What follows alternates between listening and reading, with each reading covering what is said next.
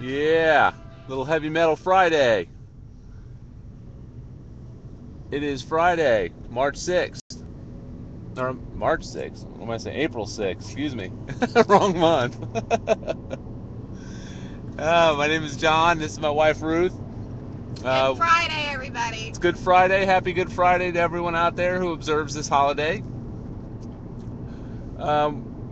Today I'm not driving to work because I'm off, but it's a special midday broadcast. We're on our way somewhere to an undisclosed location, and you're going to join us for our drive. Today, there's obviously no shortage of stories out there to talk about, but we want to touch briefly on the Trayvon Martin story, which is still obviously getting a lot of coverage because it's important, regardless of what Fox News and all the idiots on the right want to make us believe, that the coverage is overblown or that we're race baiting or whatever. But now, of course, the lawyers and some forensic guy some audio guy that they've employed has said that George Zimmerman didn't actually say effing coon on the 911 tape, that instead he said effing punk. What do you think, sweetie? They just keep pulling something different out of their hoo-hoo. And it'll be the new word of the week every week from now on. Speak up. So, who knows what they'll say it was next week. Yeah. First they said it was goons. That's what Joe Oliver, his buddy, the black friend of his, was out there saying on all the media outlets that he was saying goons, and that goon is a term of endearment to high schoolers. Which is why it was prefaced with effing, which actually wasn't effing, it was fucking, not effing. So when you can say somebody's a fucking goon, I don't think that's really a term of endearment, especially when it's also surrounded in a context by he looks suspicious, he's wearing a hoodie, he looks like he's on drugs or something. I don't believe he was trying to be flattering with that, first of all. Secondly, punks and coon sound nothing alike. I heard the tape, it sounded like coon to me, but who knows? I mean, obviously we're not audio forensic experts, so we're just going to have to leave it to the justice system.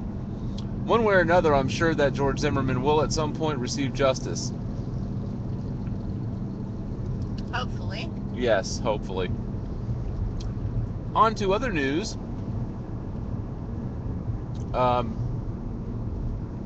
war on women. Still going strong. And of course our our teabagger friends on the right, one of which is Nikki Haley, the moronic governor of South Carolina, one of Sarah Palin's buddies, and one of Sarah Palin's crowning achievements, getting her elected. Yet one more notch in the belt of Sarah Palin's political accomplishments. And so she was on The View last week, or I'm sorry, this week actually, earlier in the week, a couple days ago, saying that women don't care about contraception. What do you think, sweetie? Women that don't want to get pregnant do. Or women that have health problems that contraception, such as birth control pills, would remedy, like ovarian cysts, or the things that Sandra Fluke was on Capitol Hill testifying about, that Rush Limbaugh then accused her of just wanting free contraception because she was having so much sex. Yeah. Nikki Haley is obviously clueless and just taking up the right side of the idiotic right side of the war on women, which of course Reince Priebus, the Republican National Committee chair, who's just a real piece of work, has come out saying that it's all the Democrats and the media saying that, making this up, and so they keep, they're saying that they keep repeating it, and that's why it somehow is caught on, that there's nothing to it, that it's fictional.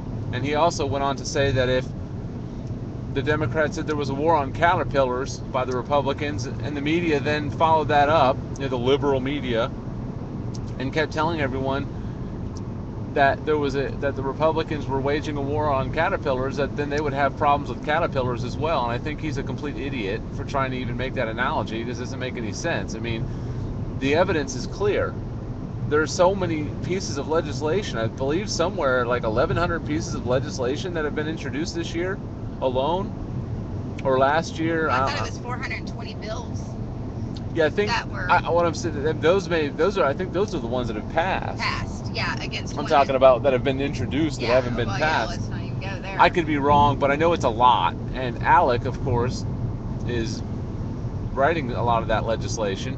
But a lot of the legislation has to do with abortion and or women's reproductive rights. And why do you think that, if for one, as Nikki Haley said, contraception is not important to women, that they only care about jobs and the economy, which I'm sure they care about that just as much as anyone else. But at the same time, depending on their health situation and or their lifestyle situation, as far as if they're married and and family and their family planning, and they're using it as a tool so that they don't get pregnant and irresponsibly have children that they know they can't afford to have. And they use have this misconception that they use abortion as like women are going to use abortion as some kind of form of birth control. Like some sort of convenience. Like, oh, you know what? yeah, Darn it, like, I had unprotected yeah. sex and I didn't think I was going to get pregnant, but I got pregnant, so I'll just go have an abortion. Like they want to go have abortions. That's the thing. It's like, and then they call people pro-abortion. It's like nobody's pro-abortion. And anybody that has half a brain knows that there was this invention called the morning after pill. Yeah. Which, is to help prevent you from having to go and get abortion, which is a brilliant thing. Right. And they were trying actually to remove that off the counter as well. But, that's one of those things that, it's like, ask a woman that's had an abortion if she would actually want to go back through that again. And I bet you she's going to say no. Exactly. Yeah. I mean, it's not something that's very pleasurable, I'm sure. And I don't think anybody takes it lightly either. That's the thing that's really annoying about that, is they act like people are just so nonchalantly going to have an abortion, like they're going to go have lunch.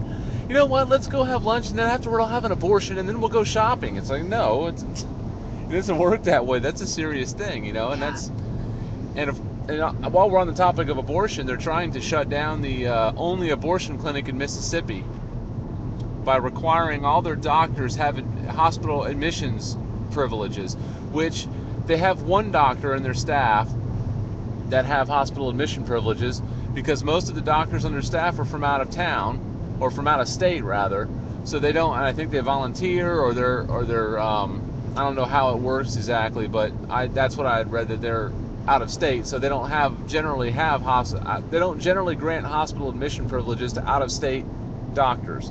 So that's why, and I don't know what the stipulation is, if every doctor on the staff has to be, or there's a minimum number and they're just not meeting that number.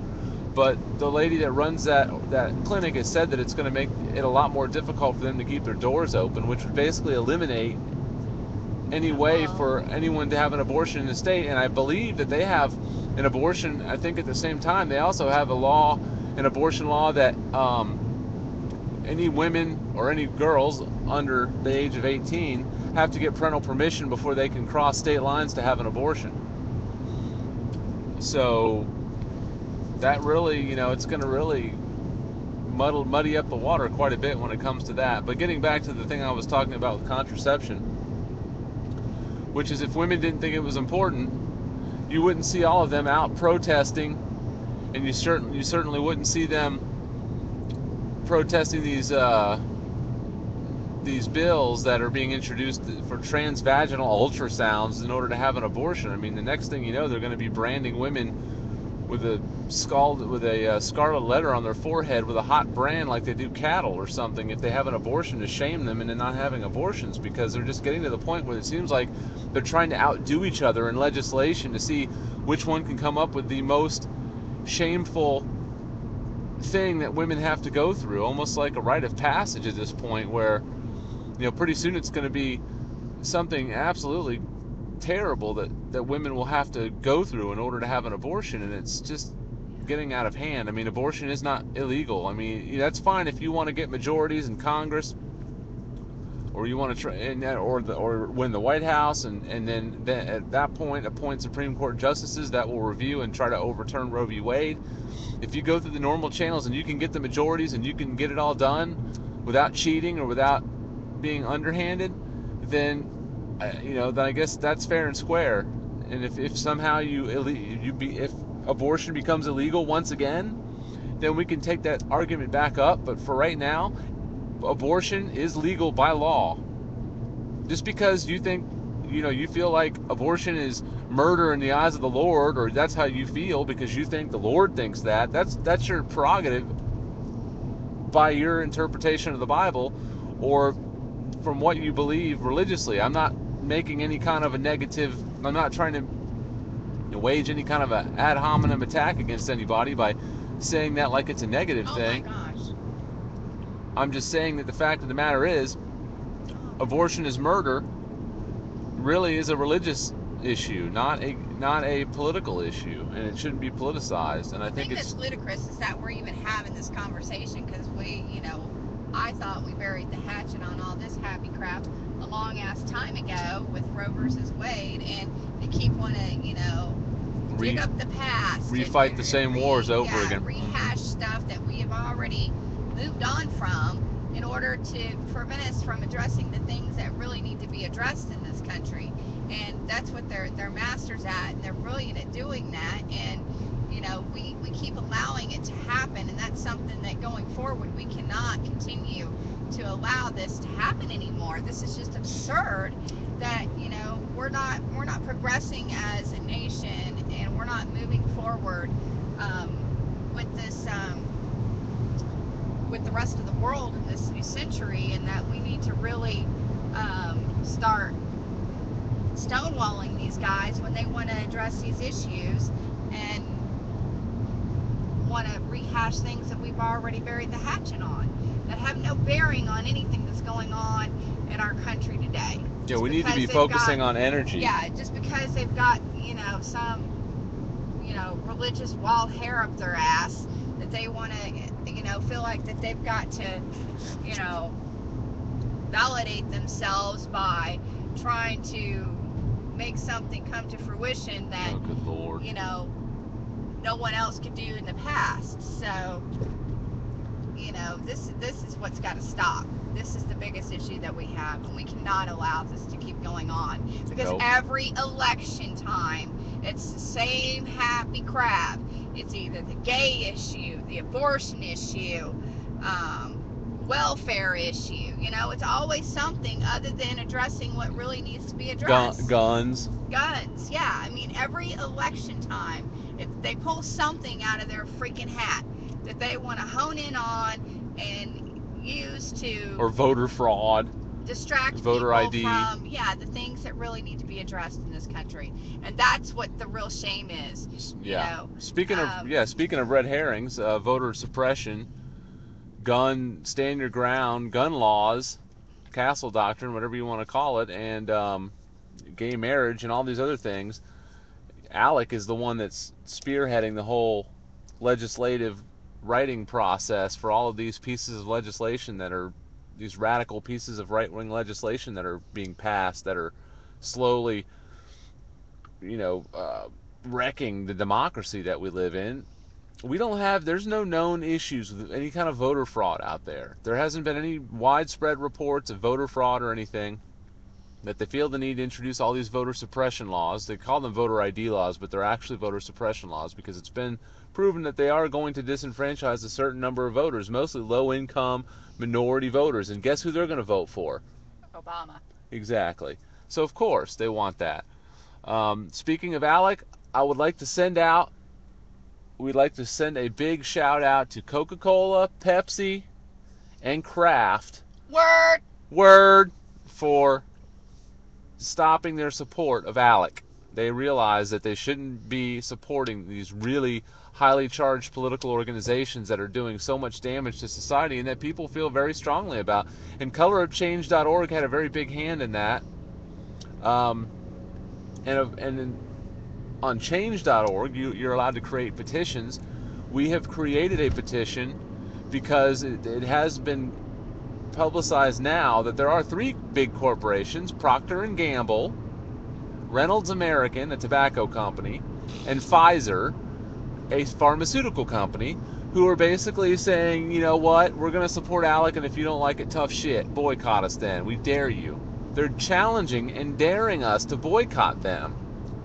Now, if we can wage the kind of boycott against Rush Limbaugh that can revoke most of his advertisers and really damage his reputation and his pocketbook to a very large extent, I think we can definitely send a message to those three corporations.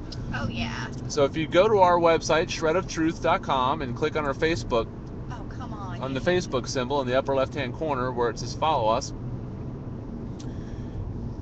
we've posted a link to the petition on our Facebook page. It's also on our look under our Twitter feed at shredotruth.com. You can get to either of those from our web page. You can also shoot us an email at mymorningdrive@shredoftruth.com. If you have any comments, suggestions, or questions, or you'd like more information on anything that we're talking about, we'll be more than happy to accommodate you. Sign it. Pass it on. But please get on, sign that petition, and share it with everybody you know. We've got to get as many signatures on that as possible. And the petition says, quit supporting Alec, or we're going to boycott you. So we'll let them know, you know what? You want to keep supporting them? Fine, we're going to boycott you. But we gotta have a collective, organized effort, just like they and the Koch brothers, who fund them to a large degree, are waging a collective, coordinated attack on the middle and working class of this country. And it's shameful. And we're allowing it to happen in some ways. And I know there's a lot of outrage out there. There's a lot of people fighting the good fight, but we got to step it up another notch.